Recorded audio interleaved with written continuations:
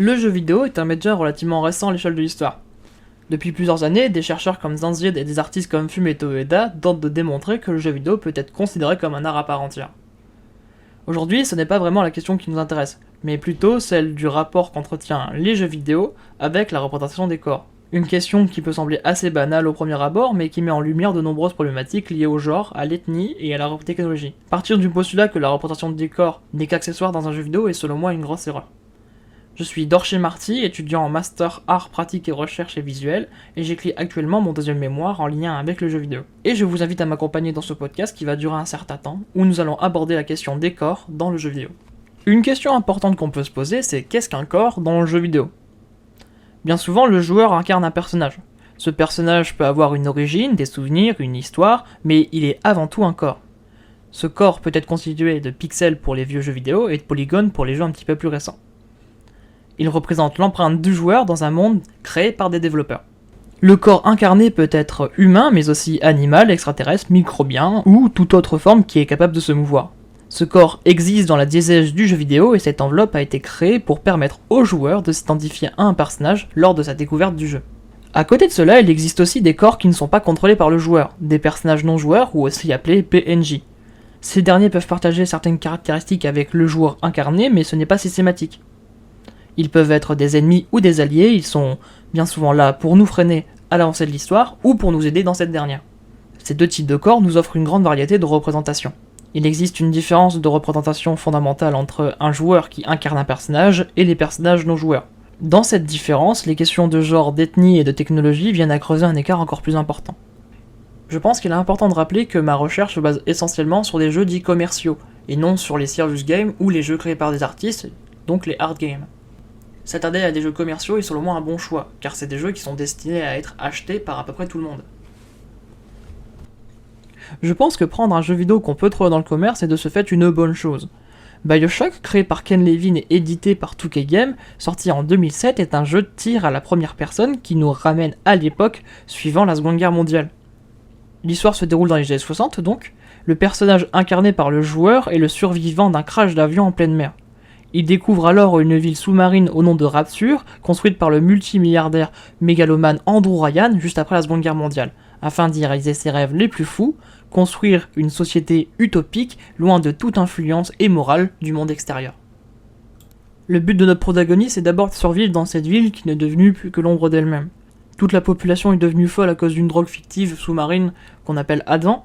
Cette dernière permet à ses consommateurs d'obtenir des capacités hors du commun comme projeter de la foudre ou lancer des boules de feu.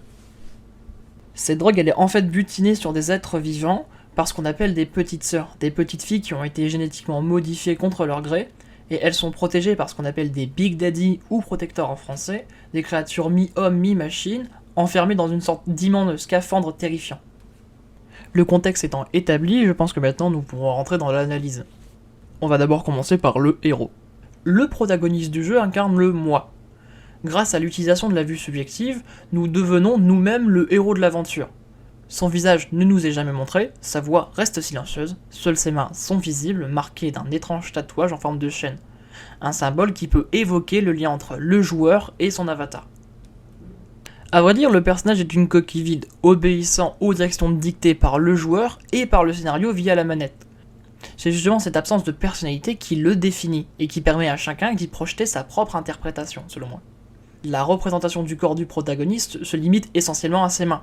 C'est l'instrument de l'action du joueur. Elle permet de tirer, de frapper, de se défendre dans un contexte de survie imposé par le jeu. Mais elle est également le liant au jeu, car tout passe par la manette qui se trouve dans nos mains. La quête d'identité est au cœur des révélations du scénario de BioShock. Une identité qui est à la fois scénaristique et ludique. Toutes les actions que nous avons effectuées au cours du jeu étaient en réalité conditionnées par un autre personnage qui nous manipulait à distance. Cela donne une nouvelle signification au tatouage, qui est non plus un simple lien entre le joueur et l'avatar, mais une véritable chaîne d'emprisonnement. À travers la carcasse vide du protagoniste, le jeu nous interroge alors sur le libre arbitre, sommes-nous vraiment aux commandes ? On peut conclure qu'avec le protagoniste, le fait de créer une carcasse vide permet au joueur de s'identifier au personnage, mais cette carcasse vide raconte quelque chose en lien avec le libre arbitre. D'un point de vue vidéoludique, c'est intéressant parce que du coup, on a l'impression d'avoir eu le choix, mais on l'a jamais vraiment eu parce qu'on a été conditionné par le jeu vidéo en lui-même et par le scénario de ce dernier. On va maintenant à présent parler des adversaires. Ken Levine, le créateur du jeu, s'est inspiré de l'art déco pour concevoir sa ville de Rapture. Ce courant artistique valorise l'ordre et la symétrie des formes géométriques cubistes et une certaine sobriété raffinée. Pourtant, ce style contraste radicalement avec l'apparence des chromosomes, les ennemis du jeu. Leur corps déformé, leurs mouvements erratiques et leur tenue grotesque évoquent davantage les spectacles de freak show que l'élégance art déco. C'est bel et bien l'Adam qui a rendu les chromosomes difformes. Avant de sombrer dans la folie de cette drogue, les chromosomes étaient pour la plupart de riches citoyens venus à Rapture dans l'espoir de vivre dans la cité utopique créée par Andrew Ryan. Ils incarnaient l'idéal de liberté individuelle absolue que prônait Andrew Ryan, jusqu'à ce que cette même liberté, sans limite ni cadre ni morale, les pousse à leur perte. Ce contraste entre l'idéal de la perfection architecturale de la ville et la dégénérescence de ses habitants renforce la critique sociale portée par le jeu. Même les utopies les plus belles peuvent engendrer des cauchemars lorsque l'humain est sacrifié au profit d'une idéologie. Les habitants de Rapture cherchaient à atteindre une forme de perfection physique grâce aux nombreux pouvoirs que l'Adam permettait d'acquérir. Cette obsession de devenir le meilleur, de tendre vers une perfection surhumaine, a fini par devenir un véritable vice pour la ville et ses citoyens. L'utilisation excessive de cette drogue a plongé Rapture dans le chaos. D'un point de vue vidéoludique, BioShock utilise la représentation difforme de ces créatures pour alerter immédiatement le joueur. Ce qui se trouve en face de lui est un ennemi. Procédé bien connu depuis les premiers jeux vidéo, joué sur l'aspect visuel pour signaler une dangerosité. En plus d'être repoussants, les chromosomes sont violents et agressifs, ce qui pousse naturellement le joueur à les éliminer. Cependant, le jeu va plus loin. En explorant les niveaux, il est possible de trouver des messages audio évoquant la vie à Rapture avant le désastre causé par la surconsommation d'Adam. Ces témoignages donnent de l'épaisseur aux personnages, et lorsqu'on retrouve ces mêmes voix incarnées sous forme de chromosomes, leur difformité, leurs pustules, leurs entailles deviennent des stigmates d'une dépendance à une drogue tragique. Au-delà de l'esthétique empruntée à l'univers du freak show, Ken Levine utilise ses adversaires pour dénoncer la folie que peut engendrer la quête obsessionnelle de la perfection. À travers eux, BioShock montre comment une utopie peut devenir une dystopie et comment la société sans limite morale peut se détruire d'elle-même, prisonnière de ses propres idéaux. Les questionnements autour du genre, notamment ceux liés aux chromosomes, renvoient en quelque sorte aux mêmes interrogations soulevées à la surface. Il y a des femmes et des hommes. Mais à plusieurs reprises, le jeu nous fait comprendre que le changement de genre est accepté dans cette société utopique.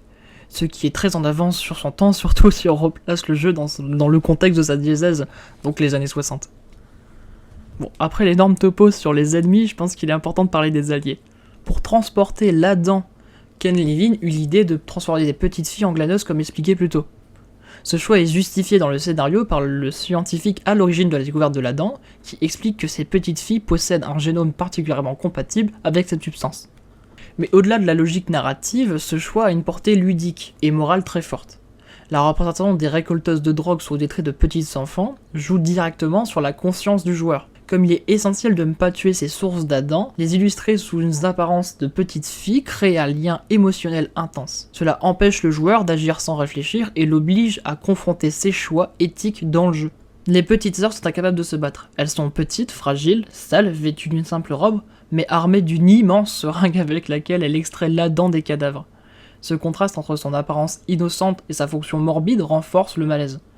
Elle est à la fois une enfant, mais aussi un outil de récupération, manipulé, déshumanisé par la société de Rapture. Ils sont encore nombreux de nos jours les enfants à être utilisés à des fins similaires.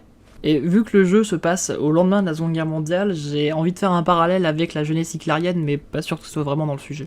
Les petites sœurs sont toujours accompagnées par leur Big Daddy, leur protecteur. Narrativement, le jeu nous explique que ces gardiens ont été créés afin de protéger les enfants des potentielles agressions à Rapture.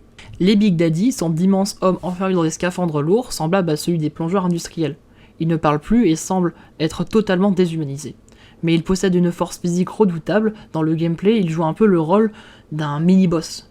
Puissant, intimidant, cette représentation d'un colosse qui défend une petite fille renvoie au lien direct entre père-fille, ce qui est très littéral en anglais, parce que Big Daddy est Little Sister. D'ailleurs, ils ne sont pas violents par défaut. Ils n'attaquent que si le joueur s'en prend à la petite fille ou au protecteur. un peu comme un père qui protège sa fille en somme. Tout comme l'Adam permet aux habitants de Rapture d'obtenir des pouvoirs surnaturels, l'enveloppe mécanique du protecteur évoque une forme de transhumanisme poussé à l'extrême. Le transhumanisme, c'est le courant de pensée qui vise à améliorer les capacités physiques et mentales d'un être humain grâce à l'avancée scientifique ou technologique dans le but de dépasser ses limites naturelles. Dans le cas des Big Daddy, ça serait assez difficile de parler d'une amélioration mentale. Au contraire, leur conscience semble avoir été effacée, mais en revanche, leurs capacités physiques, elles, ont été considérablement augmentées. De ce fait, je pense qu'ils incarnent ainsi une vision sombre du transhumanisme, celle où l'humain, au lieu de s'élever, devient un simple outil privé de volonté. À la mort du protecteur, la petite sœur se met à pleurer à côté de la carcasse du colosse, marquant un moment particulièrement émouvant dans le jeu, et cette attestation que le joueur doit faire un choix crucial. Sauver la petite fille, ce qui lui rendra son apparence normale, et son humanité en échange d'un petit gain d'Adam. Ou la récolter, c'est-à-dire la tuer, afin d'obtenir un gain beaucoup plus important. Je pense qu'avec ces deux exemples, on a vraiment deux représentations. La représentation de la morale avec l'enfant qui a été transformé contre son gré, et la représentation du boss avec les Big Daddy et le lien avec le transhumanisme. En conclusion, je pense que BioShock, sous le prisme d'un simple jeu de tir, est une œuvre profondément réfléchie. En opposant la carcasse vidée et contrôlée du héros à celle difforme et instrumentalisée des personnages non joueurs tels que les petites sœurs, les protecteurs ou les chromosomes, BioShock met en scène selon moi des représentations corporelles contrastées, marquées par des tensions de genre, de technologie et de pouvoir. Et ce contraste souligne à quel point le corps, qu'il soit actif ou passif, devient un espace de réflexion critique sur l'humain, le contrôle et la dérive d'une société qui, au détriment des corps, est sans limite. Je pense avoir fini sur tout ce que j'avais à dire sur BioShock et la représentation des corps. J'espère que ce contenu vous a plu, et moi je vous dis au revoir et au plaisir de vous revoir.